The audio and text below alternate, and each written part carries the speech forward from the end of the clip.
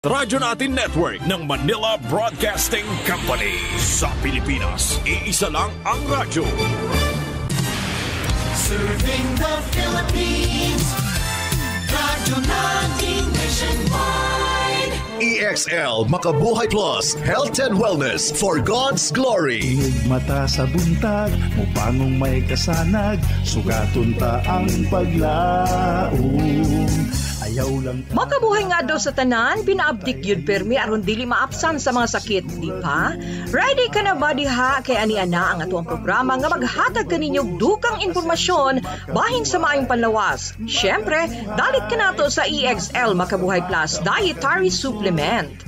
At higing sa gihapon inyong magkauban para sa EXL Health Trivia. Oy mga friends, ayaw ba kalimti ang inyong EXL Makabuhay Capsule? Pagtumar na din ha aron kanunay baskog, abdik, himsog ug layo sa sakit. Ang alerhiya adunay nagkalain-laing klase. Lakip na niini ang drug allergy. Diin ang pasyente adunay allergy tungod sa pag-inom og pipila ka klase sa mga tambal. Inay nga makatabang kini og tambal kaniya, mamay mong maghatod pa hinuon kini og peligro sa pasyente kung siya adunay alerhiya. Sa food allergy usab, mamay mong adunay alerhiya ang pasyente kung siya makakaon og pipila ka klase sa mga pagkaon, kadin sagad ang mga pagkaong naghatod og alerhiya mao manok, itlog, mani ug mga pagkaong seafood sama sa hipon, katang o isda.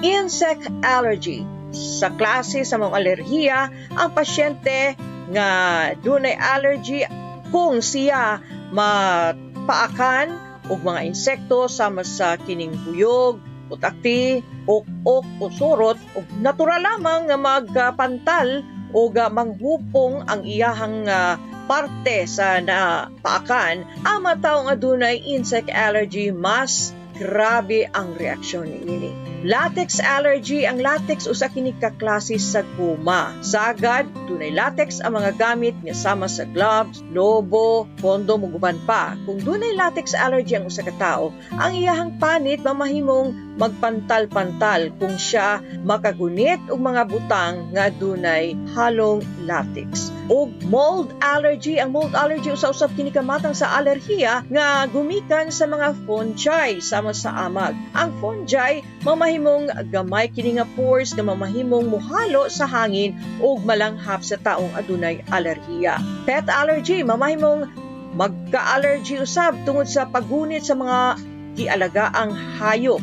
Mamahimong maghatod kini og alerhiya ang ilang mga balahibo ug moresulta pa sa pagpangatol sa panit o aduna pay sipon. Pollen allergy. Kini gikan sa bulak tungod kay gagmay ug gaan dali lang kining muuban ang mga pollen sa hangin mao nga malanghap kini sa taong adunay alerhiya.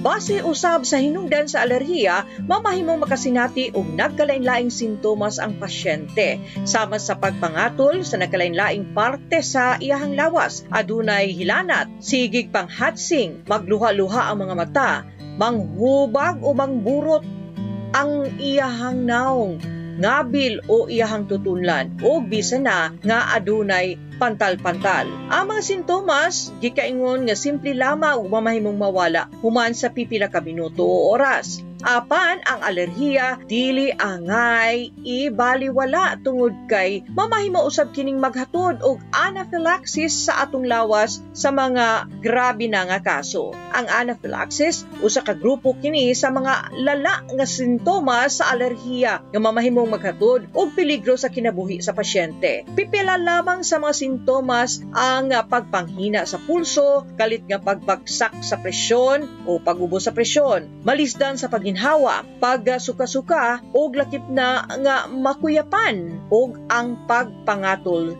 sa panit. Aron nga matambalan ang mga sintomas sa alerhiya, gikinahanglan lamang nga mapugnan sa pasyente ang mga hinungdan niini. Sagad ang alerhiya, mawala kini bisan og way gihimo ang pasyente. Apan kung ang mga sintomas di na makaya sa pasyente, mamahimong magreseta ang doktor og mga tambal para sa pagpangatol o pagpanghubag og lakip na nga magkasipon.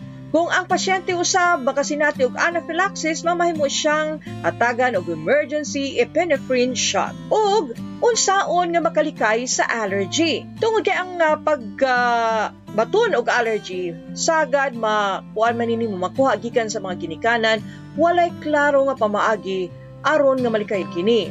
Ang bugtong lamang mahimo sa mga pasyente maong paglikay sa mga butang nga nakahatod og allergic reaction sa lawas. Sama na lamang kung dunay allergy sa kining abog, mas maayo ang magpabiling kining limpyo ang iyang palibot.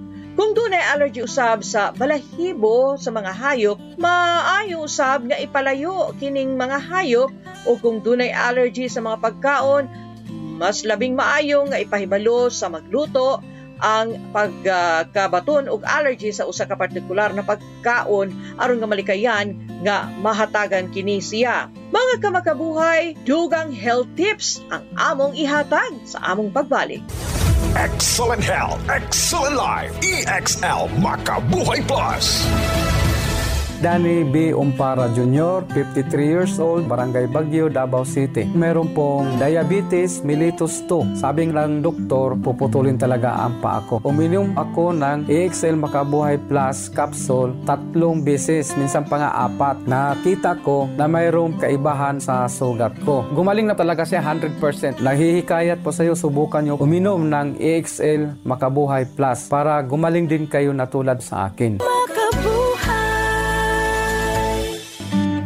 Kamakabuhay, atiging paghihapon na inyong kauban sa atong programa hatod kanato sa EXL Life and Herbs Nutraceutical Corporation, the maker of EXL Makabuhay Plus Dietary Capsule, EXL Coffees, Mix 17-in-1 The Wellness Blend, o EXL All-in-One Skincare Oil. Daghan sa atong mga tigpaminaw diha, nagpangutan na kung unsa ang mga angay pagabuhaton kung sila adunay allergy. Kinaubo, mangatol ang tutunlan, mamula ang mga mata o malisdan pa usahay sa pagginhawa. Ang uban usab magpantal-pantal ang panit o ang pagsigi o panghatsing. Nasayod ba kamo nga kung nganong daghan kanato ang dunay allergy? Kini tungod kay sa sobrang kaabog o kahugaw sa palibot. Mao nga ang dapat himuon aron iwas allergy, maglimpyo.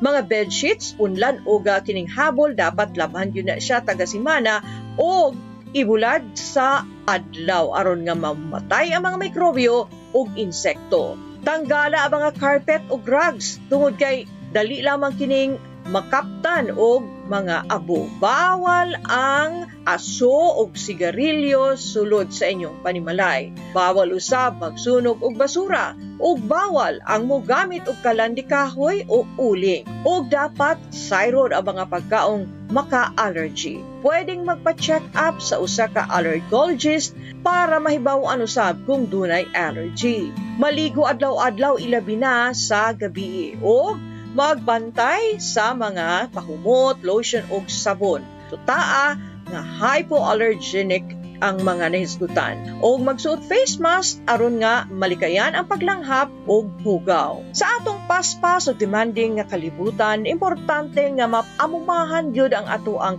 kahimsog sa panlawas aron mga magpadayon sa hagit sa kinabuhi. O syempre, tubag ni ana, mao ang EXL Makabuhay Plus Dietary Capsule.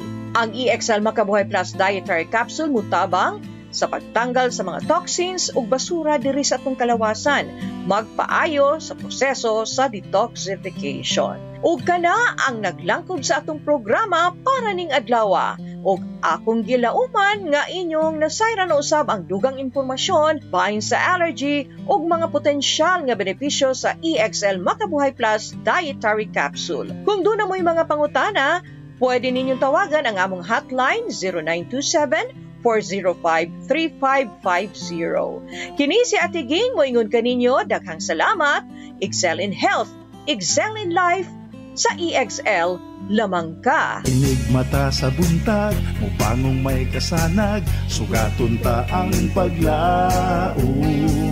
Ayaw lang ka balaka, kay dunatay ayuda, Kalagsik siguraduha sa panarbaho pang negosyo, kauban mo sa pag-asenso, makabuhay, makabuhay, makahinsog, makabaskog, makabuhay, makagwapa, makagwapo, makabuhay,